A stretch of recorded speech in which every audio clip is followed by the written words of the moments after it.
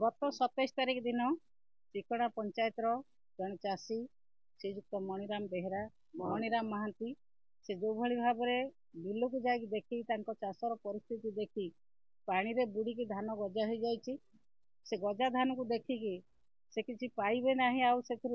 आशा करी जे धानर परिस्थिति को देखिकी से मूर्छित हो जाते मेडिकल को नहीं गला मेडिकल मृत घोषणा आमे विजु जनता दल तरफ एवं चिकणा पंचायत सरपंच समिति सेवक चेयरमैन एवं आमर जिला परिषद मेंबर विजु जनता दल सभापति एमान तरफ आमे दाबी रखुचु सरकार पाखरे जे सरकार तांको परिवार पुओ को चाकरी दियंतु तांको परिवार को 30 लाख टंका दियंतु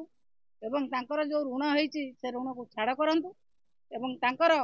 परिवार जहाँ जहाँ सरकारी योजना अच्छी सरकारी योजना समस्त सरकारी योजना पाखे पहुँचू एवं तुरंत 30 लाख टंका दे ऋणमुक्त करने आम सरकार पाखे दाबी करुँ। आज आम जिलापाल महोदय पाखु जीवु जाकि मुख्यमंत्री उद्देश्य आम आमर स्मारक पत्र दबु जदि सरकार कथा न शुणती चाषी आंदोलन आहरी तेजिब एवं रास्ता घाट रे चाषी माने निश्चित भाव में लड़ाई करेंगे।